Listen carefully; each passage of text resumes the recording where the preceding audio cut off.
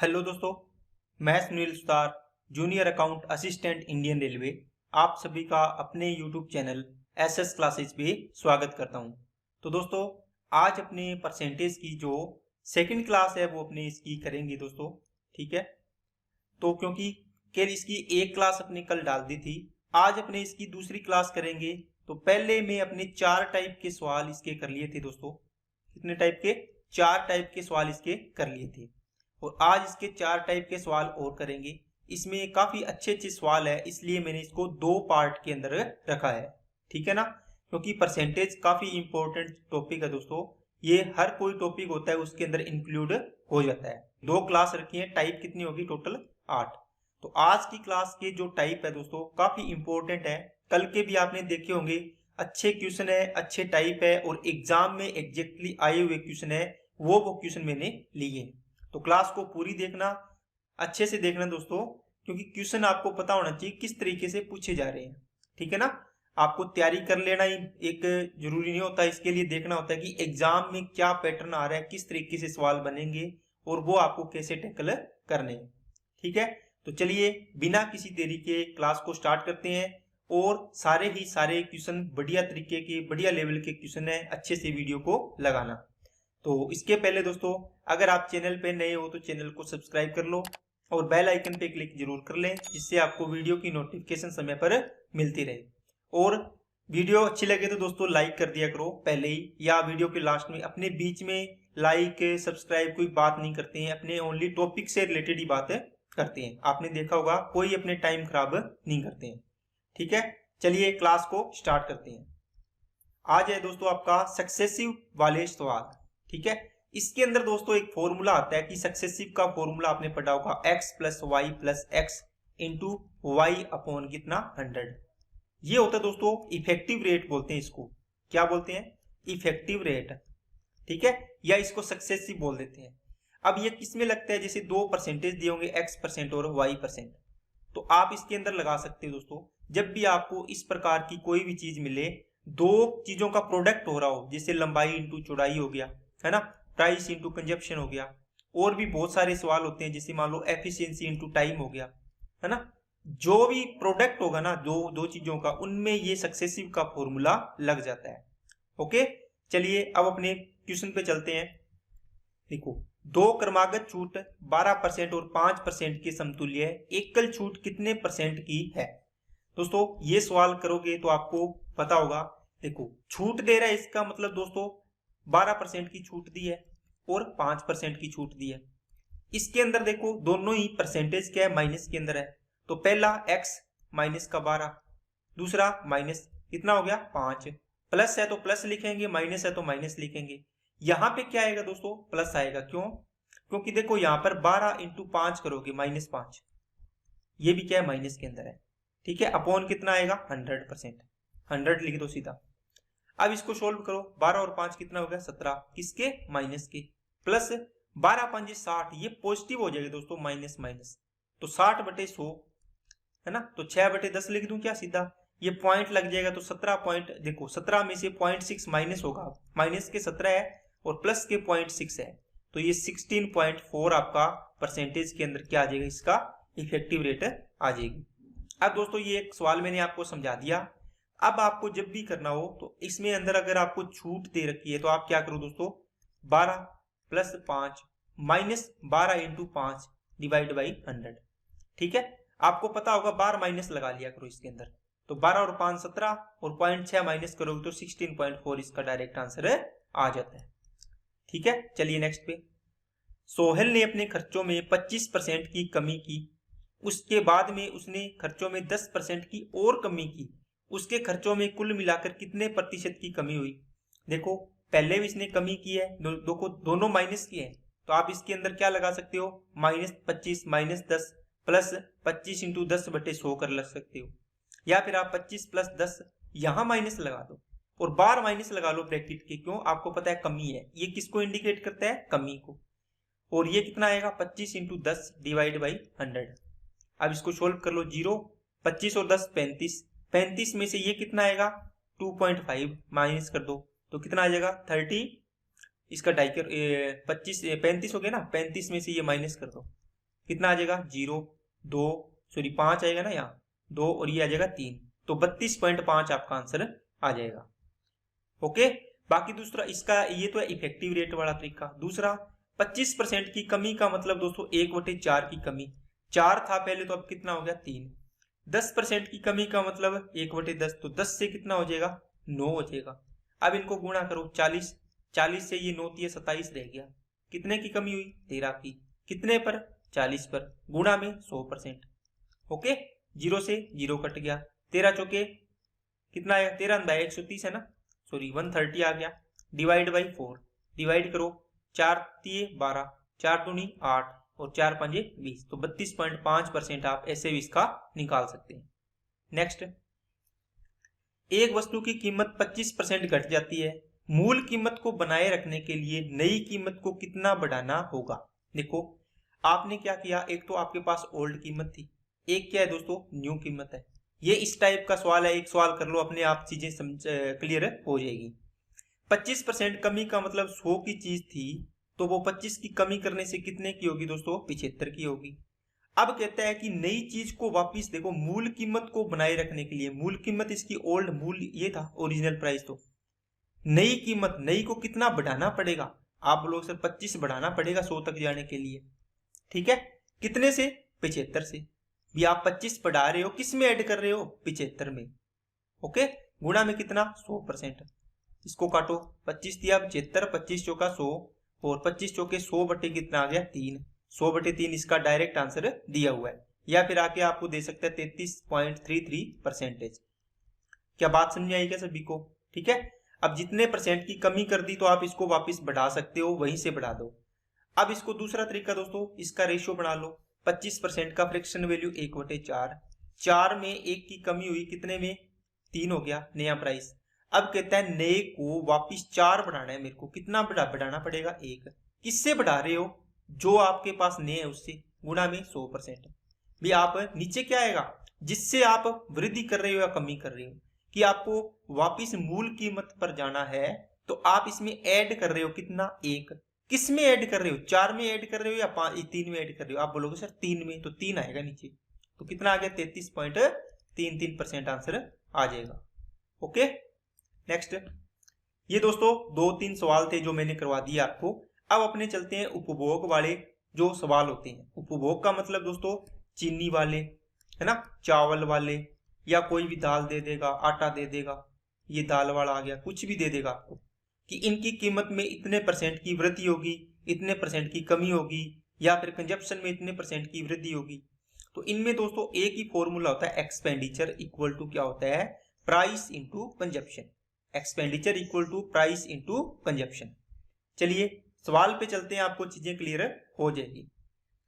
यदि चीनी के मूल्य में 25% की गिरावट आती है, मतलब क्या हो गया गिरावट का मतलब कमी, तो एक परिवार को इसके उपभोग में कितने प्रतिशत की वृद्धि करनी चाहिए ताकि बजट पूर्ववत रहे। इसका मतलब क्या हो दोस्तों, आप पहले 1 महीना का राशन 1000 रुपए का लेके आते थे मान लो, है ना, अब कोई चीज में कमी आ गई तो उसी 1000 रुपए के अंदर आप सामान लेके आओगे तो क्या ज्यादा नहीं आएगा क्या, बोलो। आप अगर 1 महीने मान लो आपके पास 100 रुपए किलो कोई भी चीज थी, आप 100 रुपए किलो कोई भी चलो दाल लेके आ रहे हो, कितनी दाल लेके आ रहे थे पहले महीने 1000 रुपए में, देखो 100 रुपए किलो है तो कितनी आ रही थी 10 किलो दाल आ रही थी। इसका मतलब ये कंजप्शन है दोस्तों, है ना, कितनी कंजप्शन हो रही है। अब कह रहा है कि कमी होगी, मान लो इसका रेट हो गया मान लो 70, कितना हो गया 25% कमी होगी तो 75 रुपए हो गया। अब 1000 में 75 का डिवाइड करो, क्योंकि आपने खर्चा तो सेम ही रखा है। अब इसके अंदर क्या आएगा 25 दिया 75, 25 चौके 100, 40/3 13.33 किलो इसका आंसर आएगा। तो अब देखो दाल ज्यादा आ रही है ना, जो भी दाल लेके आ रही हो कुछ लेके आ रही हो, तो इस प्रकार के सवाल है। इनको करने का तरीका देखो, इसके किसमें कमी हुई है, चीनी के मूल्य में, तो प्राइस का रेशियो क्या होगा 25% की कमी का मतलब है 1/4 की कमी, 4 पर 1 की कमी, 4 का मूल्य था तो अब कितना प्राइस हो गया इसका 3। ये कहता है कि खर्चा सेम रखना है, तो इस रेशियो को उल्टा कर दिया करो, 3 है तो इसको 4 कर दो, यहाँ पर 3 4, 4 3 है तो 3 4, ये किसका रेशियो आएगा कंजप्शन का। आपको यही तो पूछा है, खर्चा सेम रहे, अब देखो सेम बन जाएगा अपने आप जब इसको उल्टा कर दोगे। जब भी आपको खर्चा सेम बनाना हो आप रेशियो को उल्टा कर दिया करो दोस्तों।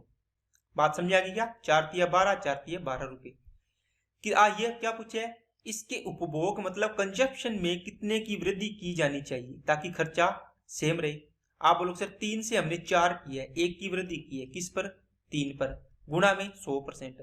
तो 1/3 का पता ही होता है लगभग आपको, क्या होता है? 33 सही 1/3%। क्या बात समझ में आई क्या? ठीक है। अगर आपको बोला होता कि 20% इसके प्राइस में क्या हुई है? कमी हुई है। ओके, आप क्या करते? 1/5 की मतलब 5 पर 1 की कमी, 5 से प्राइस कितना हो गया? 4। खर्चा सेम रखना है तो रेशियो क्या बना दो? 4 से 5। कितने की वृद्धि की? 1 की। किस पर? 4 पर। 1/4 कितना होता है दोस्तों? 25% होता है, तो इसका आंसर आ जाएगा 25%। नेक्स्ट, चाय के मूल्य में 20% की कमी की, इसे पुनः वास्तविक मूल्य पर लाने के लिए इसके मूल्य में कितनी वृद्धि की जानी चाहिए? आप देखो चीज तो सेम ही है। ये कहता है कि 20% की कमी की, 20 की फ्रैक्शन वैल्यू होती है दोस्तों 1/5। 5 से कोई प्राइस कितना हो गया? 4 हो गया, 4 रुपए किलो। अब ये कहता है इस 4 रुपए किलो से वापिस बढ़ा के 5 करना है, तो कितना वृद्धि करनी पड़ेगी? 1। ठीक है, किस पर? 4 पर। 1/4 अभी बताया कितना होता है? 25%। देखो दो तरीके से सवाल पूछ रहा है ये। इसमें पूछ रहा है कि वास्तविक मूल्य को इसी को बढ़ाना है वापिस, तो कितनी वृद्धि करनी पड़ेगी। अगर इसी में ये पूछा होता उपभोग में कितनी वृद्धि करनी पड़ेगी, आप देखो 5/4 से रेशियो था, कितना हो जाता? 4/5 हो जाता। तो 4 से 5 करना, 1 की वृद्धि हो जाती, 4 पर, गुणा में 100। सेम सवाल को दो तरीके से पूछ सकता है। ठीक है। नेक्स्ट, चाय के मूल्य में 20% वृद्धि कर दी अब की बार, तो चाय के उपभोग में कितने प्रतिशत की कमी करनी पड़ेगी? अगर खर्चा बढ़ गया, रेट बढ़ गया, तो आपको कम चाय लानी पड़ेगी। 20% वृद्धि का मतलब 1/5। इसका मतलब कोई प्राइस है वो 5 से कितना हो गया दोस्तों? 6 हो गया। अब कहते हैं इसका कंजप्शन क्या करना पड़ेगा कि इसका टोटल खर्च सेम रहे। टोटल खर्च सेम रखना है तो इसका रेशियो इसको उल्टा कर दो, तो ये 6/5 हो जाएगा। देखो 6×5 30, 6×5 30 बन जाएगा। आपने कितने की कमी की है? 6 किलो लेके आता था पहले, अब 5 किलो लेके आ रहा है, 1 की कमी की है। किस पर? 6 से। 1/6 कितना होता है? 16 से 2/3%, या फिर गुणा में 100% लगा के आप चेंज कर सकते हो।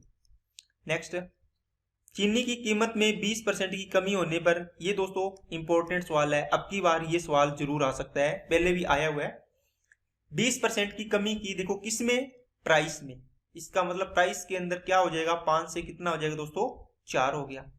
ये कहता है कि एक विक्रेता को 160 रुपए में 4 किलो अधिक चीनी मिलती है।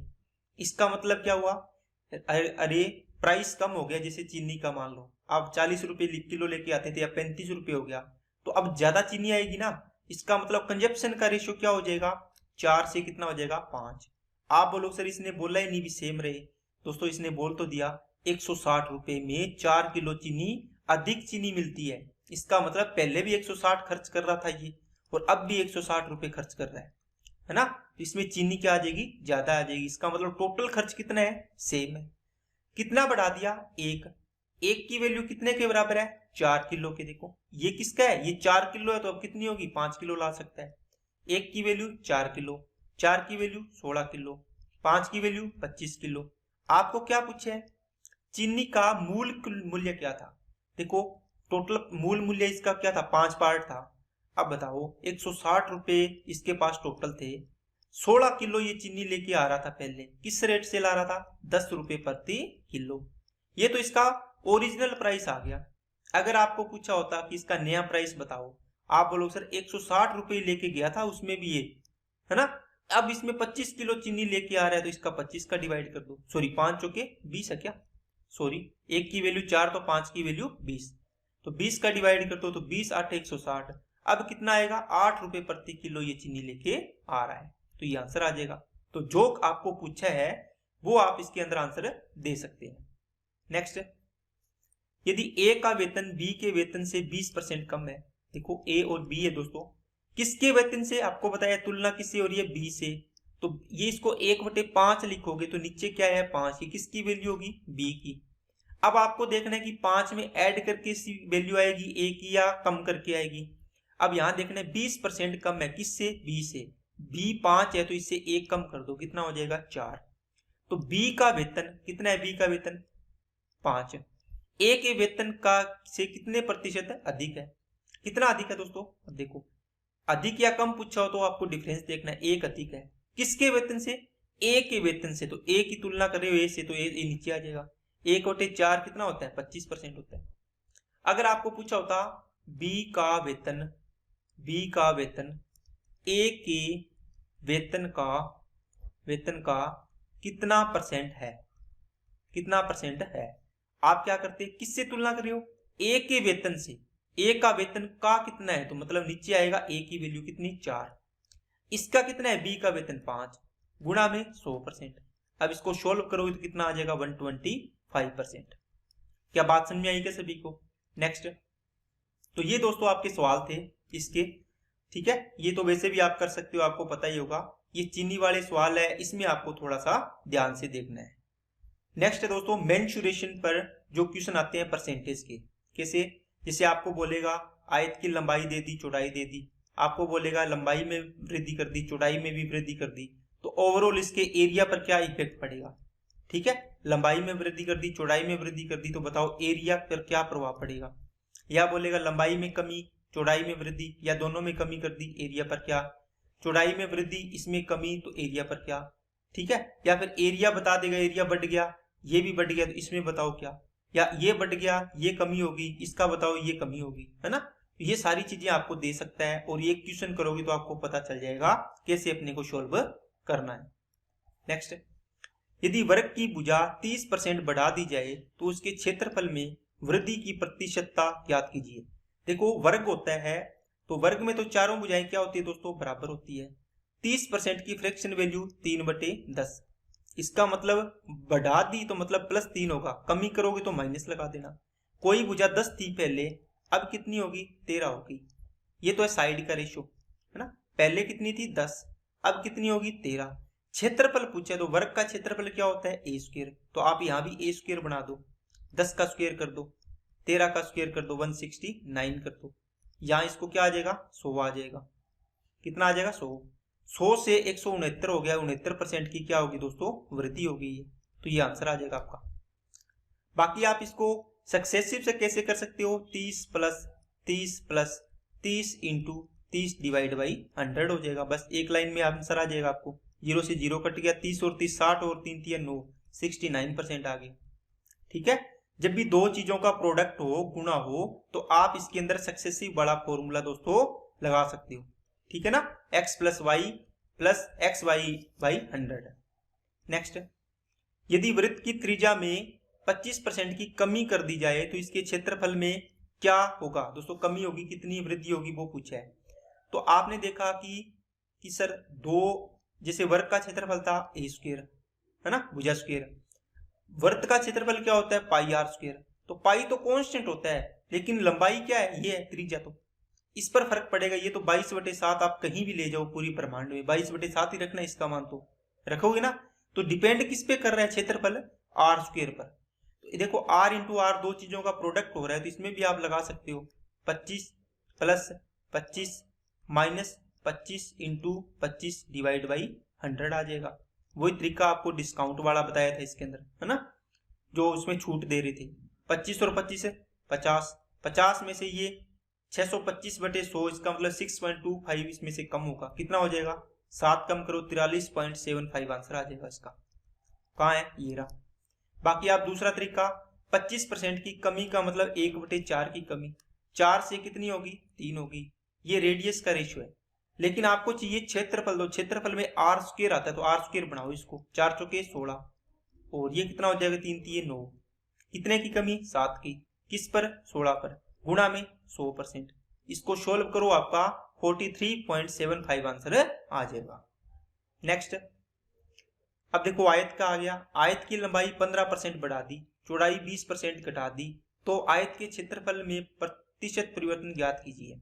देखो 15% बढ़ाने का मतलब +15, 20% घटाने का मतलब -20। यहां पर क्या आएगा प्लस, 15 है वो क्या है प्लस का है, और 20 क्या है ये माइनस का है कि नहीं है। नीचे क्या आएगा 100 आएगा, यहाँ पर प्लस है, प्लस माइनस क्या होगा माइनस हो जाएगा, इसलिए यहाँ पे माइनस आता है। तो ये कितना आ गया -5। और यहाँ पर भी तो माइनस आएगा। 15 दुआ 30, 300/100, इसका मतलब 3 आ गया। तो 5 और 3 कितना हो गया 8। इसका मतलब है -8 है, इसका मतलब 8% क्या होगी, कमी होगी। ये आंसर हो जाएगा। क्या बात समझ आई क्या? बाकी 15% की फ्रैक्शन कितनी होगी दोस्तों, 3/20 होगी। इसको काटोगे तो 20 से वृद्धि हुई है तो कितना हो जाएगा, 23 हो जाएगी लंबाई। और चौड़ाई 20% कमी हुई है तो कितनी हो जाएगी, 20 की फ्रैक्शन वैल्यू कितनी होती है, 1/5। तो 5 से कितनी हो जाएगी, 4 हो जाएगी। समझ में आई क्या बात है? अब इसको गुणा करो, 20 5 100, 23 चौके 92। देखो 100 से 92 रह गया एरिया। ये एरिया है दोस्तों, लंबाई इंटू चौड़ाई, देखो एरिया बनेगा। 8% की क्या आ गई, कमी आ गई। तो आंसर भी आपका कितना है, सॉरी 8%। नेक्स्ट, ये दोस्तों कमी या वृद्धि वाले मेंसुरेशन पे डिपेंड क्वेश्चन थे जो आपके करवा दिए मैंने। देखो वर्ग में था तो आपको a² निकालना पड़ेगा क्षेत्रफल के लिए, और जो वृत्त है उसके अंदर आपको क्या निकालना पड़ेगा, r² निकालना पड़ेगा। आयत के लिए क्या निकालना पड़ेगा आपको, अगर क्षेत्रफल में पूछे तो लंबाई इंटू चौड़ाई निकालना पड़ेगा। ठीक है, बाकी और भी होते हैं, जैसे घन है तो उसके अंदर आपको पूछेगा तो घन के लिए तो a का क्यूब, इसका फॉर्मूले याद होने चाहिए। जैसे घन का a³ हो रहा है, आपने बोल दिया घन की भुजा में 10% की कमी होगी तो इसके आयतन में क्या प्रभाव पड़ेगा वो पूछेगा, है ना। या क्षेत्रफल में पूछेगा तो क्षेत्रफल क्या होता है घन का, देखो बता देता हूं। घन का क्षेत्रफल होता है 6a²। आपको अगर क्षेत्रफल में पूछा कि संपूर्ण पृष्ठीय क्षेत्रफल में क्या परिवर्तन होगा, आप देखो 6 तो कांस्टेंट है, a² है, इसका मतलब आपको जिसे वर्ग का करते हैं वैसे निकालना पड़ेगा। 10% की कमी का मतलब 10 से कितना 9, तो स्क्वायर करना पड़ेगा। अगर आपको आयतन पूछा होता, वॉल्यूम, तो आप क्या करते, इसका आयतन क्या होता है a³। इसका मतलब 10 से 9 हो रहा है तो इसका क्या करोगे, a³ करोगे। ये तो भुजा थी 10 से 9, है ना। तो ये देखो 1000 से कितना हो गया 729, तो कितने की कमी हो जाएगी वो अपने परसेंटेज में निकाल लेंगे। जो भी आपको क्वेश्चन पूछिए आपको थोड़ा सा इसका फॉर्मूला पता होना चाहिए। नेक्स्ट, अब करते हैं दोस्तों इंपॉर्टेंट, काफी इंपॉर्टेंट और मोस्ट इंपॉर्टेंट सवाल है दोस्तों चुनाव वाले। चलिए, एक चुनाव में एक उम्मीदवार 75% वैध मतों से विजयी हुआ। कुल 56 कितने 5,60,000 मतों में से 15% मत अवैध थे। विजयी उम्मीदवार को मिले वैध मतों की संख्या कितनी है। देखो दोस्तों, इसके लिए आपको चीजें समझनी चाहिए। पहले क्या, देखो जैसे आपके पास 100% आपके गांव में वोट है, आपके गांव या शहर के अंदर आपको बोल दिया कि 2 उम्मीदवार, एक ए है और एक क्या है, बी है। ठीक है, अगर आपको सीधा बोला कि ए को कुल मतों का, ये कुल मत है दोस्तों, टोटल वोट है ये, ठीक है, कुल मतों का इसको 60% वोट मिले, तो आप अंडरस्टूड हो कि बाकी 40% किसको मिलेंगे, इसको मिलेंगे। ठीक है, दूसरी बात है 100% वोट है टोटल, ये तो टोटल वोट है। आपको बोल दिया कि 15% वोट अमान्य घोषित कर दिए, या फिर क्या बोलेगा, इनवैलिड कर दिए, इनवैलिड। ठीक है ना, ये 15% इनवैलिड है तो 100 का 15% 15%, तो वैलिड कितने होंगे दोस्तों, वैलिड कितने होंगे, 85% होंगे। क्या बात समझ में आई क्या? अब आपको बोलेगा कि विजेता उम्मीदवार को, जैसे मान लो 2 उम्मीदवार है फिर ए और बी, कि विजेता उम्मीदवार को कुल वैध मतों का या वैलिड वोट का इतना मिला, तो आप किसका निकालोगे, 100 का। जैसे इसको बोल दिया कि ए को वैध मतों का 40% मिला, है ना, तो इसको वैध मतों का कितना मिलेगा, 60% मिलेगा, मिलेगा ना। तो इसका मतलब आप 40% 100 का नहीं निकालोगे। अगर 100 का बोलेगा तो तब ये बोलेगा कि ए को कुल मतों का 40% मिला, है ना, तो बाकी उसका अपने देख लेंगे, 85 में से 40 निकाल देंगे, 100 का निकालेंगे वो। लेकिन इसने बोला कि वैध मतों का, तो आप निकालोगे 85% का 40%, मतलब 4/10 या 40/100 कर दो, तो 85% का 60/100 मतलब किसको मिलेगा, इसको मिलेगा। ठीक है ना, इस तरीके से आपको ये चीजें क्लियर होनी चाहिए कि वैलिड वोट कैसे होते हैं, इनवैलिड कैसे होते हैं और टोटल कौन से होते हैं। जो आपको लैंग्वेज में बोलेगा वहीं से आपको कैलकुलेशन इसकी करनी है। देखिए इसमें बोला है कि एक उम्मीदवार को 75% वैध मत, ये देखो ये वाली चीज, इसको टोटल वोट दे रखे हैं दोस्तों आपको कितने, आपने मान लिया 100% वोट है टोटल। आप इसका 75% इसका नहीं निकालोगे, क्योंकि आपने आगे क्वेश्चन पढ़ा तो इसमें से बोला कि कुल 5,60,000 मतों में से 15% अवैध है, ये 15% अवैध है, इनवैलिड है। तो वैलिड कितने हो गए, आप बोलोगे सर 85% हो गए। अब कहता है कि जो विजेता उम्मीदवार है क्या, एक उम्मीदवार 75% वेद मतों से विजयी हुआ है ना, इसका 75% निकालो। तो ये तो विन जीतने वाला, ये लूजर है, इसका कितना 75% है, इसको कितना मिलेगा 25% है। तो 85% का 75% का मतलब 3/4, इसको 85% का कितना मिलेगा 1/4 मिलेगा। विजयी उम्मीदवार को मिले वेद मतों की संख्या बताओ। इसका मतलब टोटल वोट आपके पास थे 5,60,000, ये 100% की वोट वैल्यू है दोस्तों, ठीक है। आपको इतने परसेंट की वैल्यू निकालनी है, विजेता उम्मीदवार के वेद मत है ये, तो इसका 85% है तो नीचे 100 लगा दो, इंटू में 3/4 है, 0 से 0 कट गया, 4 से इसको काट दिया 1400 आ गया, 14 दिए 4200 हो गया, 42 इंटू 85 हो गया। अब इसको सोल्व करना है तो इसको डबल कर दो, 85 दूना 170, इसको आधा कर दो 2100। अब 21 का गुणा कर लो, क्योंकि 21 का टेबल तो आता ही है, 21 एकम 21, 21 आते 147, ये आ गया 5, ये 7, ये आ गया 3, आगे कितनी है 3 जीरो होगी, 2 और 1 3, तो 3,57,000 आपका आंसर आ जाएगा। अब आप बोलोगे सर इतना लंबा, दोस्तों ये समझाने के लिए था।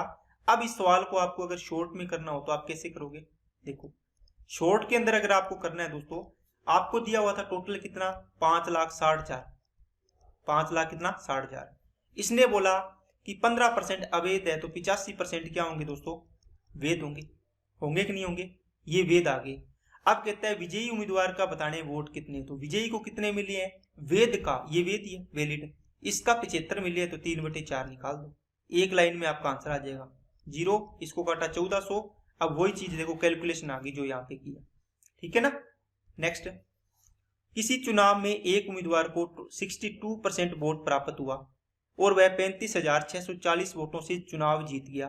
चुनाव में कुल वोटों की संख्या क्या थी यदि कोई भी वोट अमान्य नहीं रहा। इसका मतलब जितने भी वोट पड़े वो 100% के 100% क्या थे, वैलिड वोट थे।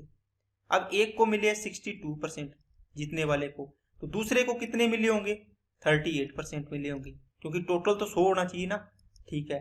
अब इनका अंतर कितना है, देखो इतने वोटों से जीता है, इसका मतलब अंतर है, तो अंतर कितना आ गया 12 में से 4 गया 8 गया 4, 5 में से 3 गया 2, मतलब 24% की वैल्यू है दोस्तों, किसके बराबर 35,640 के।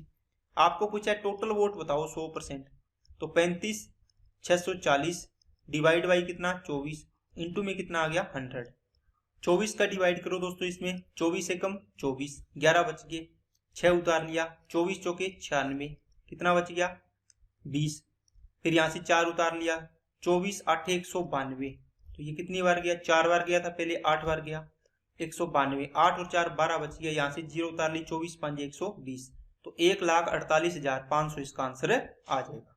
नेक्स्ट, एक चुनाव में एक उम्मीदवार जिसने 37% मत प्राप्त किए और विजयी उम्मीदवार से 5,20,000 मतों के अंतर से हारा, मतलब 37% प्राप्त किए हैं, ये जीतने वाले से इतने वोटों से हारा है, मतलब इनका गैप कितना है, दोनों के अंतर कितने हैं 5,20,000। इस चुनाव में दोनों उम्मीदवारों को डाले गए मतों की कुल संख्या बताओ।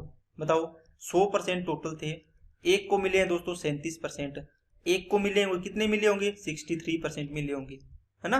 कितना अंतर है इनका, 13 में से 7 गया 6, 5 में से 3 गया 2, 26% की वैल्यू दे रखी है, ये अंतर है डिफरेंस है, ये परसेंटेज में अंतर आया 26%, और एक्चुअल में अंतर कितना दे रखा है 5,20,000। 26 दूना 52, 2 बार जा रहा है, देखो 2 बार वाला कौन सा है, ये ऑप्शन आंसर आ जाएगा, क्योंकि आप 100% की वैल्यू निकालोगे तो कितना आया, ये आया था 20,000, है ना। तो 100 का गुणा करोगे तो कितना 2 जीरो हो जाएगी, ये आंसर आ जाएगा, कितना आएगा 20 लाख है क्या, जो भी है देख लो। एक चुनाव में केवल 2 उम्मीदवार थे, हारने वाले उम्मीदवार को कुल मतों का, देखो कुल मत का मतलब टोटल वोट, टोटल मतलब 100%, कुल मतों का 48% मिले हैं, किसको दोस्तों हारने वाले को, तो एल इक्वल लॉस्ट, है ना।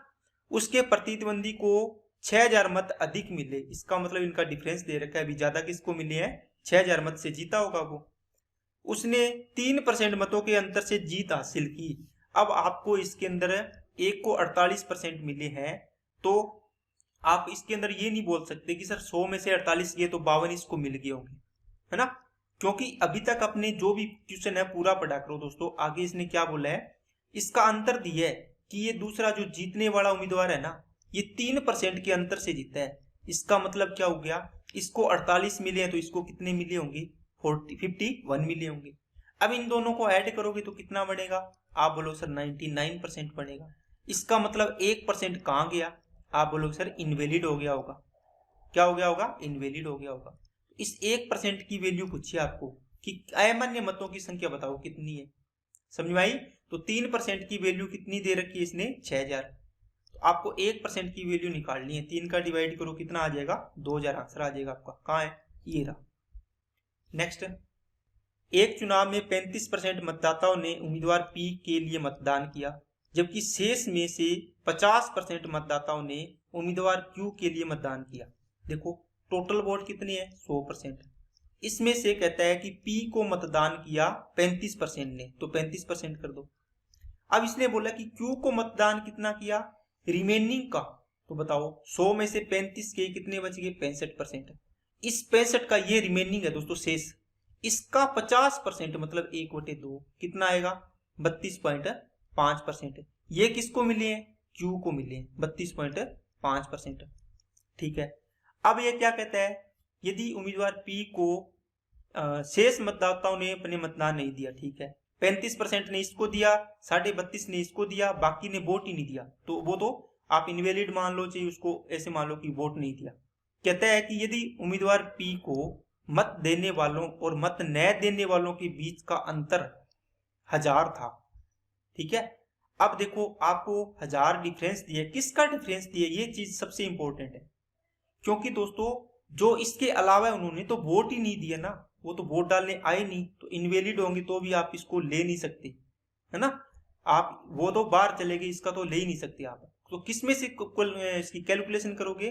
35% वोट इसको डाले हैं, 32.5 इसको डाले हैं, जो डाले गए वोट तो यही है पी और क्यू को। इनका डिफरेंस देखो कितना है, तो इनका डिफरेंस आएगा 2.5%। तो 2.5% की वैल्यू आ गई दोस्तों कितनी? कितनी आ गई? 1000। आपको 100% की वैल्यू पूछी है टोटल, तो ये कितना होगा? 1000 पॉइंट आए तो 10 और आ गया, नीचे 25 इंटू में कितना आ गया? 100। 25 से काटा 4 बार, 40 हो गया, कितना आ जाएगा? 40,000 आंसर आ जाएगा। ठीक है कि नहीं है? तो ये बढ़िया लेवल के दोस्तों सवाल थे। इनको अच्छे से 2-2 बार तो कम से कम करना दोस्तों, 2-2 बार रिपीट करना इनको, ताकि आपको ये क्वेश्चन आसान लगने लग जाए। ठीक है, तो आज की क्लास में दोस्तों इतना ही था। ये परसेंटेज के दूसरा टाइप था, जो सेकंड अपने 4 टाइप बचे हुए थे, चारों के चारों टाइप अपने कंप्लीट कर लिए हैं। इनको जितने भी 8 टाइप करवाए हैं, इनको आपको 2-2 बार रिपीट कर लेना दोस्तों। एग्जाम में इन्हीं से मिलते जुलते सवाल मिलेंगे, ताकि आपकी वहां पर स्पीड बनी रहे। ओके, तो आज की क्लास में इतना ही रखते हैं दोस्तों। मिलते हैं नेक्स्ट टॉपिक में, नेक्स्ट वीडियो में। Okay, thank you.